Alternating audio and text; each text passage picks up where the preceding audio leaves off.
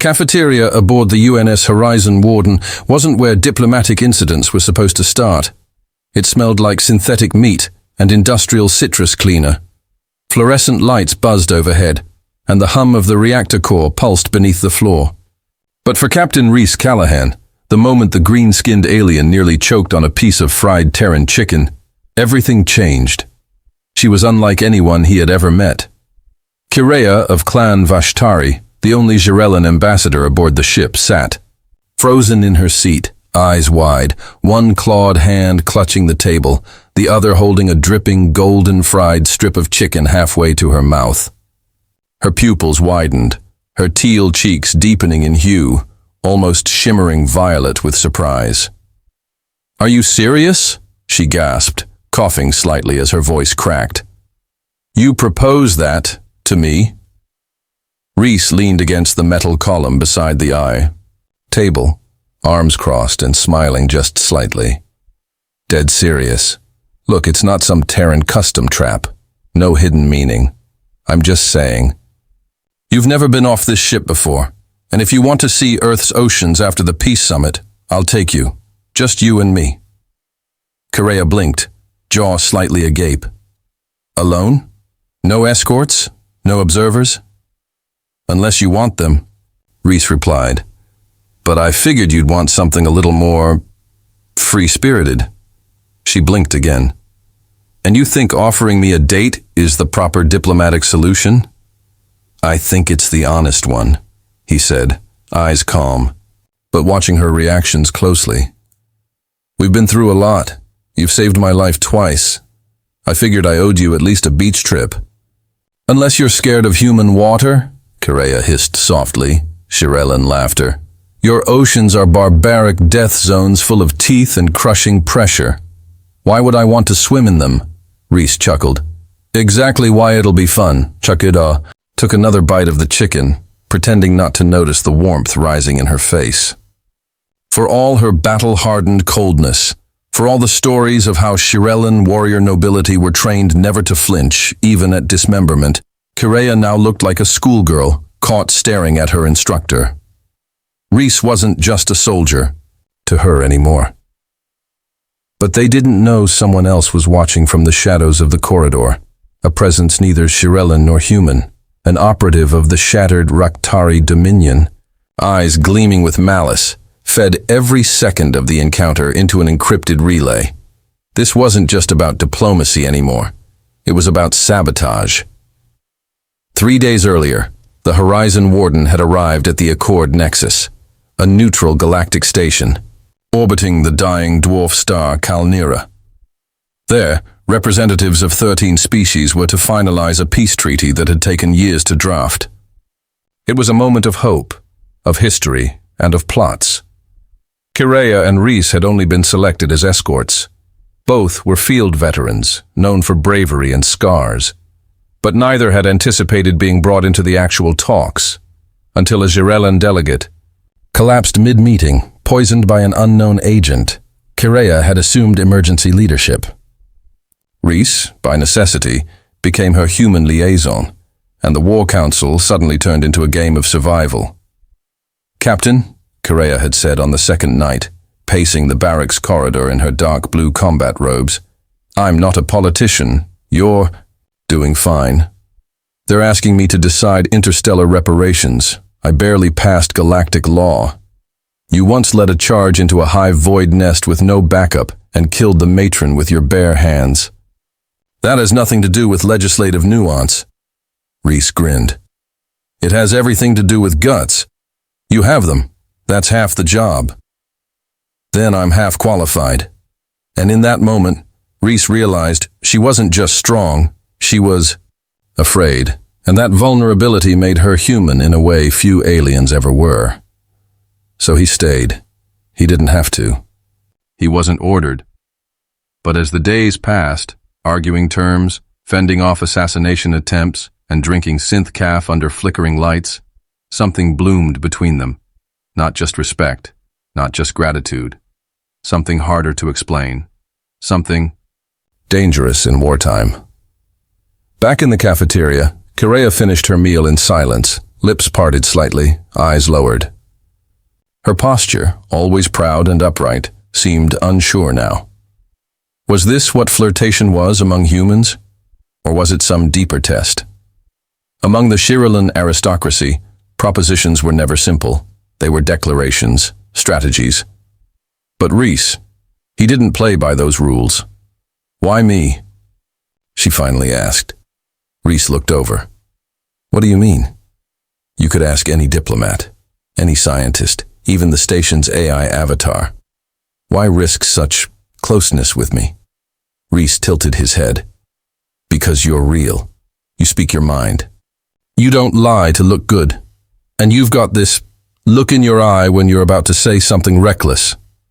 I am never reckless, she snapped. He laughed. You are always reckless. It's why you're still alive.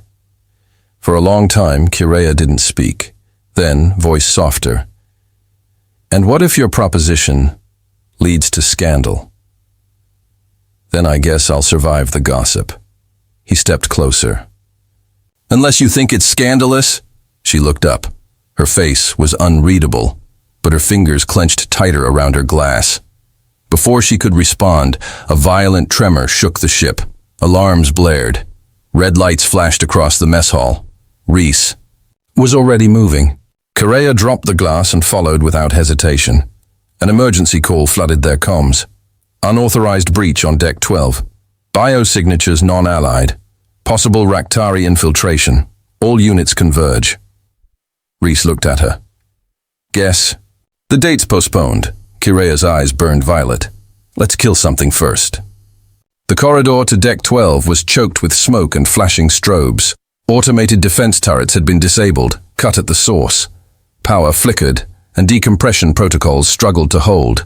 Rhys sprinted, pulse rifle in hand. Kireya followed, with her twin plasma daggers unsheathed, movements fluid like liquid steel. They found the first body face down in coolant fluid. Human, sliced clean through the armor plating. Not a simple ambush, this was surgical. 2 minutes behind, Rhys growled. They're headed toward the diplomatic wing, Kireya replied, to eliminate the rest of the negotiators. They'll fracture the treaty before it even solidifies. They moved faster, down a stairwell, through a blown bulkhead. A scream cut the air, then a hiss. Wet, mechanical, Raktari warriors, tall, armored insectoids with pulsating mandibles and blade arms, spilled from the shadows, 5 at first, then 10. Their tech shimmered with distortion fields. Their minds were hive-melded. They moved as one. Rhys fired. So did Kireya. Bolts lit the darkness. Screams echoed. Blood, sparks, and fire. It was chaos, but they stood together, back to back. Watch. Your left! Got it! A Raktari lunged for Rhys. He rolled, ducked, shot upward into its thorax. Kireya flipped over another, slashing both arms off before impaling it in the neck. Rhys bled from his ribs. Kireya's shoulder smoked from a plasma graze. Still, they didn't stop, until the last invader fell, twitching, spasming, then silence. Just the sound of Rhys gasping for breath, his back pressed against the wall. Kireya knelt beside him, pulling gauze from her belt pack. I'm fine, he muttered. You are not, she said, but you are alive. He laughed, wincing. We make a good team. She pressed a dressing to the wound. You're not bad. For a Terran. And then she added, voice low, unreadable, I accept. Rhys blinked. Accept what? Your proposition, to visit your oceans. A pause. Only after we win this war. He smiled through the pain. Then we better live.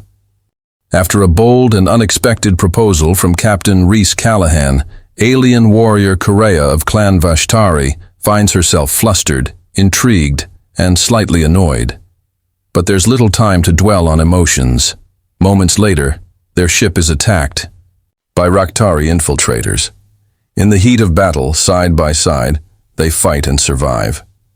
Bloodied but unbroken, Kireya surprises Rhys by accepting his invitation, but only if they live through what's coming. The medical bay on Deck 6 had seen better days. Emergency cots were stacked side by side, lights flickering with every reactor pulse. Engineers raced to reinforce pressure seals while the AI kept the temperature regulated. The scent of antiseptic, mixed with scorched metal, a perfume of war. Reese lay shirtless on a padded slab, ribs wrapped in synth bandages that flexed with every breath. His pulse read strong, his eyes clearer than they should have been. Correa sat on a stool nearby, silent. She hadn't left since dragging him there an hour ago.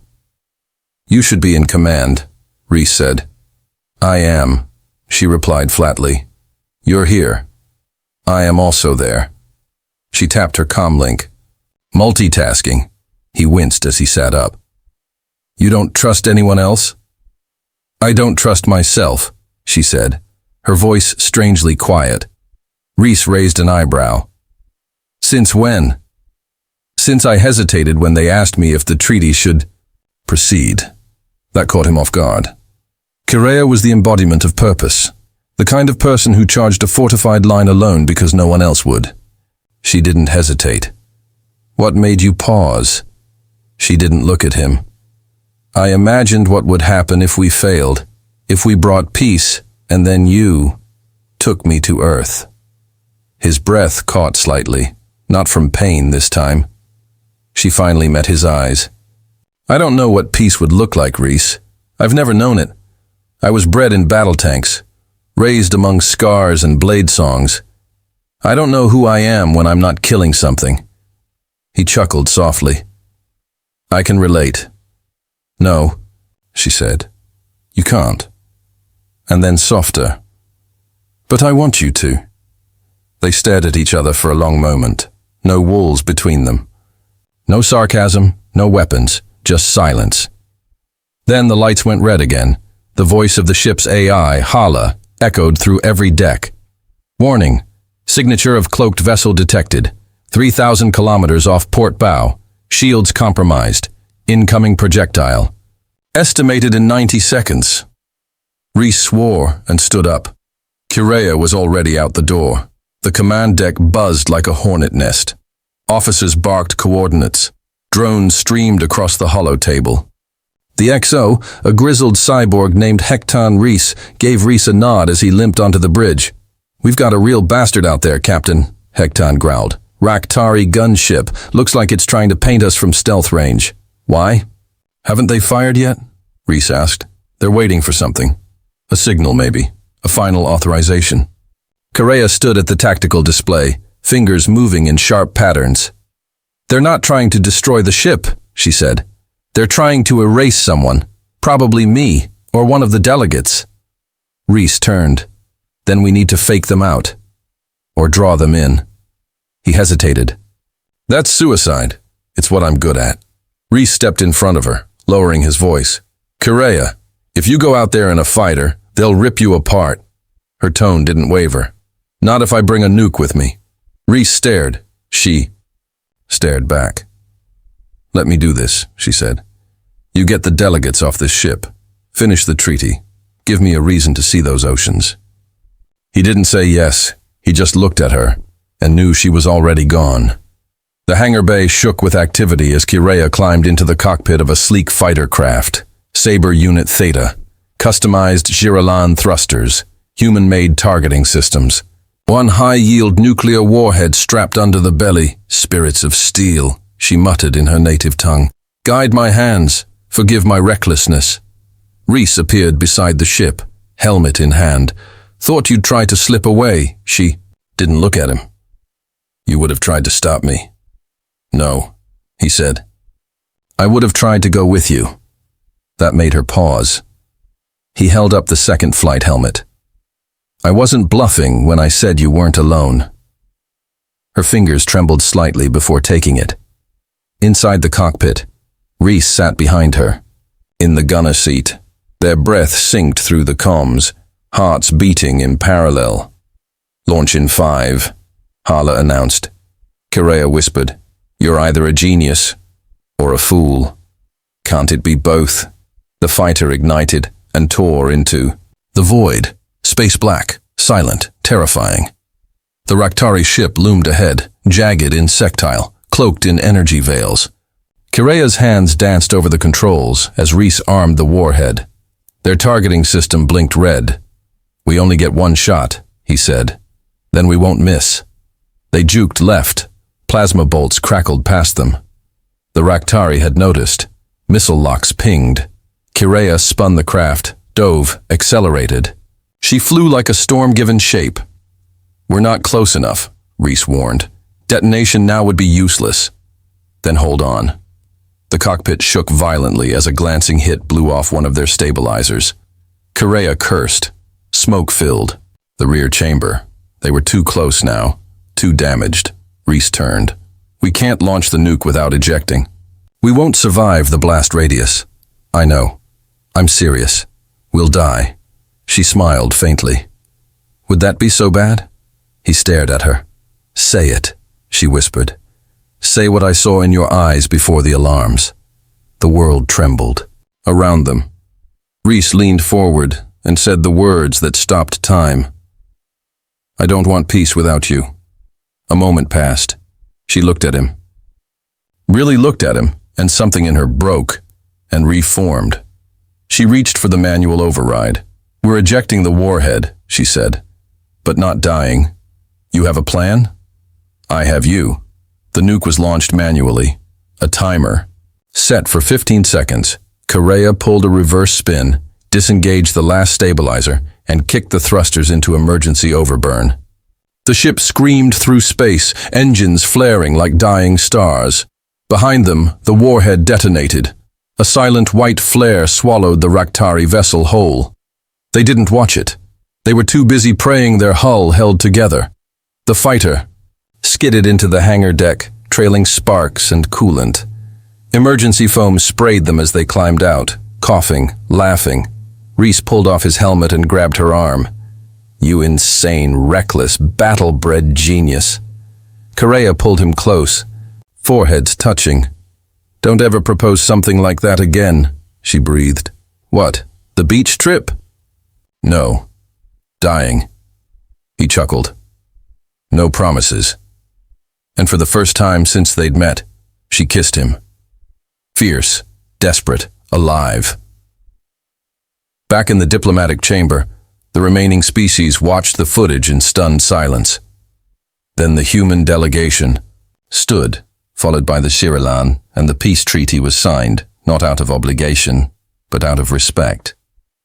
After surviving a deadly mission together, Kirea and Captain Reese destroy the cloaked Raktari ship using a nuclear warhead, risking everything to protect a fragile peace treaty.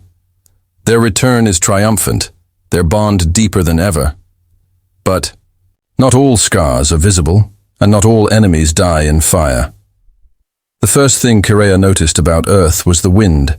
It wasn't the howling kind she knew from war-torn moons or the toxic gales of Vrelix 5. No, this wind was soft, playful. It slid over her green skin like curious fingers, carrying the scent of salt and something sweet. Vanilla, maybe. She stood on the edge of a cliff, her silver hair whipping around her shoulders. Below, waves crashed against jagged stone, and seabirds cried into a wide-open sky. Peace. It was a strange, foreign thing. Behind her, Reese leaned against a weather-worn wooden railing, arms crossed, smiling. "Not bad for a backwater planet, huh?" Kirea tilted her head. "You didn't exaggerate. It's excessive. Welcome to Oregon." She looked back at the sea. "You brought me here to impress me." "No," he said, stepping beside her. "I brought you here because this is the place I imagined when I said I didn't want peace without you." A pause. "You remembered that?" "I remember everything." Their eyes locked. The wind stilled, if only for a second. The safe house sat tucked between pine-covered hills, hidden by clever sensors and shield dampeners. It looked like an ordinary cabin, but beneath it hummed a bunker with human and Shirilan tech.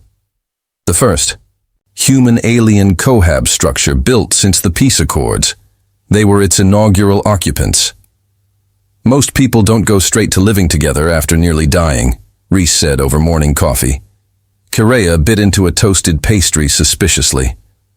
This is sugar? He grinned. You're avoiding the question. I'm not most people. No, you're not. She paused, watching him over the rim of her glass. I accepted your offer because I wanted to know if peace was real, if love was real. And? He asked. I don't know yet, she said honestly. His smile didn't falter. Then we'll find out together. Nightmares came anyway, not just Correa's. Reese would jerk awake, drenched in sweat, visions of plasma fire and dismembered soldiers haunting his sleep. One night, he awoke to find her standing outside in the rain, barefoot, soaked, blade in hand. Correa, he whispered, stepping out onto the deck. She didn't turn. I heard them, she murmured. Raktari, whispering, taunting. He touched her shoulder gently. There's no one out here. There always is, somewhere. Then I'll stand watch with you. She finally turned her eyes toward him. You would freeze. I've been through worse. He stood beside her in silence as the rain fell. The weeks passed quietly, but peace was never static. One morning, Hala, now adapted to the safe house, chirped, Incoming encrypted transmission, priority level, Omega Black. Reese and Correa exchanged a glance. Only the Joint Galactic Defense Council used that level. He activated the holopad. A figure in gold armor appeared. Admiral Selen Vorthy, half human, half Cirellan, leader of the Defense Coalition. Captain Callahan, Commander Correa. Apologies for the interruption. You only call when something's broken, Reese said. Flatly. The Admiral didn't deny it. We've lost contact with 3 outposts along the Solari Drift. No distress signals. No black box data. We sent scouts. They vanished. Raktari? Correa asked immediately. Unlikely. No known signatures. No debris. It's surgical. Silent. Reese frowned. Ghost tactics. Like the Scourge missions on Vega 4. The Admiral nodded grimly. We need you both. Earth is the only planet not yet attacked. Whatever this is, it's coming here next. They deployed within the hour. Correa returned to armor for the first time in weeks. The pressure felt familiar, heavy but grounding. She thought she'd left it behind. Reese met her at the shuttle bay, dressed in his own black-tinted combat suit. Feel strange? No, she said. Feels like I'm waking. Up. They boarded the stealth ship Aether's Wrath and departed Earth's orbit. As Earth's blue crescent vanished behind them, Correa whispered to herself, So much for peace. The outposts were graveyards, each one identical. Systems offline, life signs gone, hulls intact. It made no sense. There's no breach, Reese muttered. No gunfire, no resistance. They didn't fight, Correa said softly. They surrendered, or worse, they were erased. He looked at her. You've seen this before? Only once? During the fall of Verdos, a Raktari experiment, one that was... Suddenly the lights on the ship dimmed. Hala's voice sputtered. Unauthorize. Intrusion. Systems fail. Reese turned. Brace. The ship shook violently as... Something latched onto them. An invisible force, magnetic and crushing. Warning sirens blared. Control screens died. Then silence. And then... Voices. Alien. Harmonized. Deep. They awake. They remember. They must be unmade.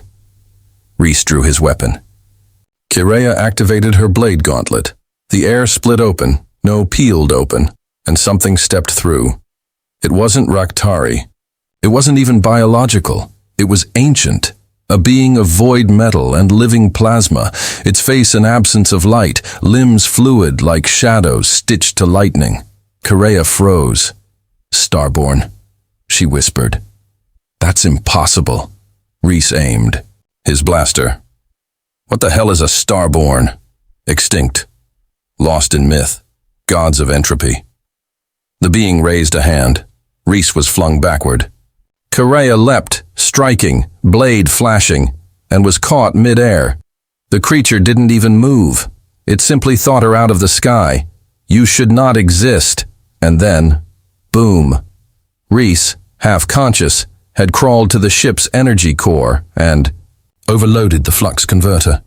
The explosion blasted the corridor, slamming the Starborn into the walls. It shrieked. A sound felt in the bones, not the ears. Correa hit the ground hard, rolling beside Reese. "You're insane," she growled.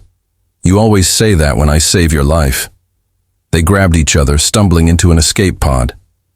The ether's wrath detonated behind them. They soared into space. The Starborn survived, but not unscathed. And now it was watching, learning. Back on Earth, they debriefed with Admiral Vorthy. "You faced a myth," the Admiral said grimly, "and lived." "Barely," Reese muttered, arm in a sling. "We need to prepare for war." Correa shook her head. "This isn't war, not as we know it." "Then what is it?" Vorthy asked. She looked at Reese. "It's extinction, dressed in silence." That night, sitting on the cliffside again, wind tousling her hair, Correa spoke. Softly. "I came to your world to find peace. I found you instead." Reese looked over. "You think I'm not peace?" She smiled faintly. "You're war, wrapped in humor, violence in disguise." "Romantic." She leaned against him. "But I choose it anyway. I choose you." He kissed her temple. "And I'll keep choosing you, even if gods of entropy come knocking." She sighed. "I just wanted a quiet meal, one plate, one joke, and you ruined everything." He grinned. "Worth it?" She kissed him. "More than you know." Reese and Correa discover a terrifying truth. The ancient Starborn beings once thought extinct have returned, and they erase, not conquer. After narrowly surviving an encounter, they realize war is inevitable. But this time, it won't be about fleets or flags. It will be survival versus annihilation. The citadel of Concordance rose from the Himalayan cliffs like the bones of a long-dead god, forged of both earth steel and Xyrellan arcanite. It was the last hope of the galaxy's unity. Its walls pulsed, with defense fields, energy cannons, and something older, a technology no one truly understood. "This is where we make our stand?" Reese asked, arms folded as he surveyed the fusion of ancient design and bleeding-edge warfare. Correa stood beside him, her fingers brushing the glowing stone beneath their feet. "No," she said softly. "This is where we draw the Starborn in." The Galactic Council had fractured. Half believed the Starborn a myth. Others thought the human and the alien woman were exaggerating, or worse, fabricating.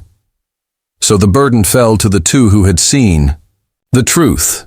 Reese stood before the holographic war table, surrounded by officers, commanders, and skeptical diplomats. "We're not fighting a race. We're fighting entropy in flesh," he said. Murmurs. "This isn't a conquest. It's deletion. Entire stations gone without a whisper. You think you're safe behind shields?